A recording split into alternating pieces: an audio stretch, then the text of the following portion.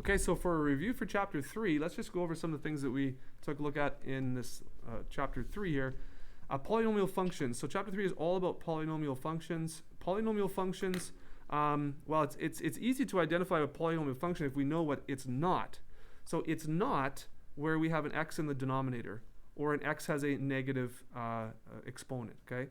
So the exponents on x can only be positive integers, no rationals, no fractions, like this would be x to the 1/2. So no fractions, no radicals, no negatives. And also x cannot be in the exponent position, okay? So this is really complicated here. We went over all this. So kind of don't even worry about that. The x, again, think about what x is, where x cannot be, or what the exponents that x can't have, and that's an easy way to identify a polynomial. So it's an x to an integer, a positive integer exponent, okay? Degree of a function, we talked about the degree of a function. If you take a look at all the terms in a function, you look at the largest exponent on the function, and that's the degree of the entire function.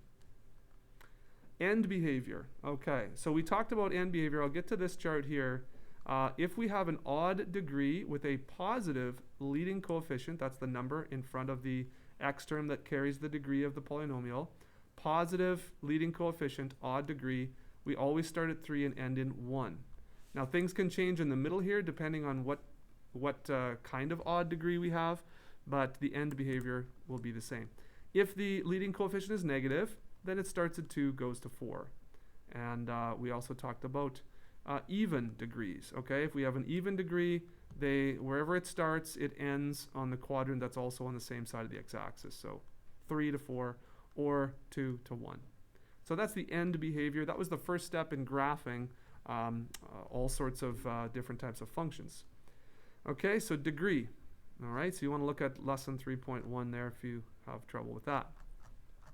3.2, we talked about the remainder theorem. We talked about long division. You need to know how to divide by long division, okay? Polynomial long division. You also, so that's this right here. You also need to know how to use synthetic division, which we learned about real quickly after that. Synthetic division, here's the steps right here. And remember, has this elongated L. You use the coefficients only of the polynomial. The remainder theorem, of course, says that if you have, no, where is it? Here we go. If you have a polynomial that's divided by a binomial in the form of x minus a, whatever a is, if you put that into the polynomial, like the polynomial evaluated at the a value, the answer that you get when you evaluate is going to be the remainder when you divide. So they're going to be the same. That's what the remainder theorem says. Okay? So here it is right here. Okay? And here's the remainders in all 3 different ways that we're going to find the remainder. Long division, synthetic division, and just using P of A. Okay? So that's a shortcut to find the remainder. And we learned in 3.3 why the remainder is important. If you divide a polynomial by a factor, by one of its factors, the remainder will always be 0. Okay? So that's what the factor theorem says. A polynomial, p of x, divided by x minus a, where x minus a is a factor, will always yield you a remainder of 0. So quickly finding the remainder will also tell you if the x minus a is a factor. And when we're trying to factor long polynomials, that's going to come in really handy. Okay? This chapter sort of culminated in basically the bottom line is we're putting all this together to factor really long polynomials like this. And the steps are pretty straightforward. We need to choose a possible binomial factor. And of course, the a value is always a factor of the constant term. That's how you start to choose your binomial possible factors. You would check to see which one of these factors gives you a remainder of 0, knowing that that will tell you which factor is which binomial is a factor. Then you divide either long division or synthetic. Synthetic's a lot easier and quicker, so you divide by synthetic division. And then this in the bottom of synthetic here, this gives you the remainder, the quotient polynomial. So we've got x plus 1 represented by this a value, x plus 1. And then we've got this, these terms, these coefficients for the remainder, or for the quotient there, and remainder should be 0. And so you just keep doing that until you get all the way down to something that looks like this.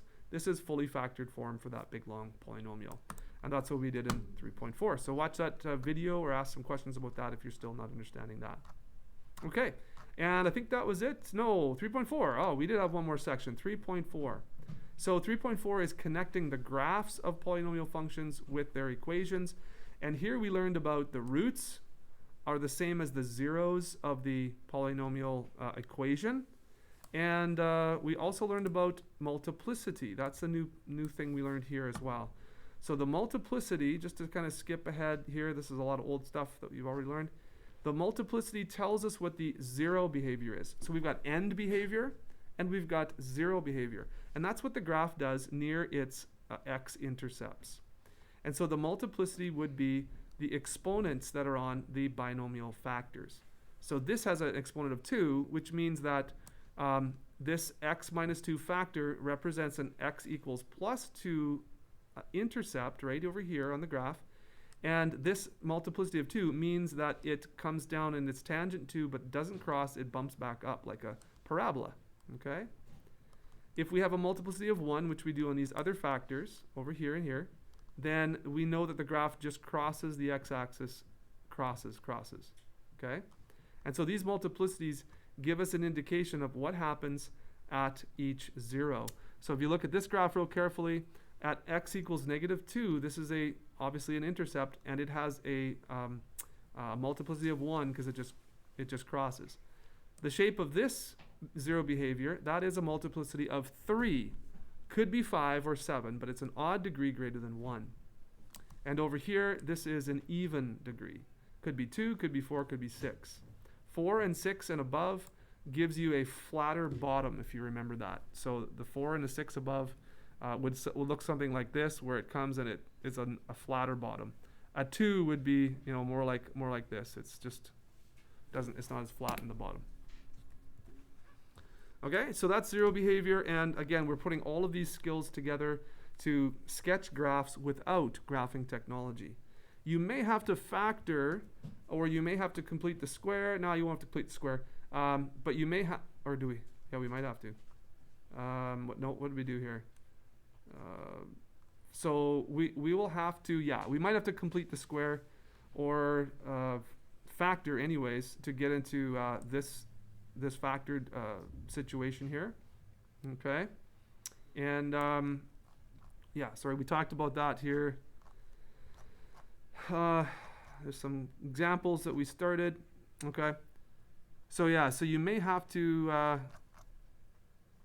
completely factor like we did in sections 3.1 to 3.3 in order to see the factors, in order to see the multiplicities, in order to graph.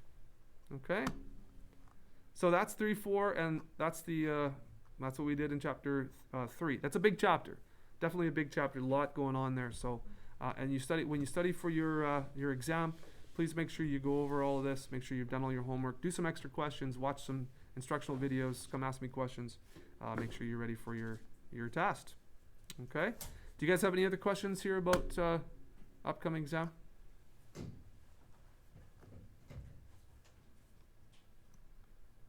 All right, so that's your chapter 3 review.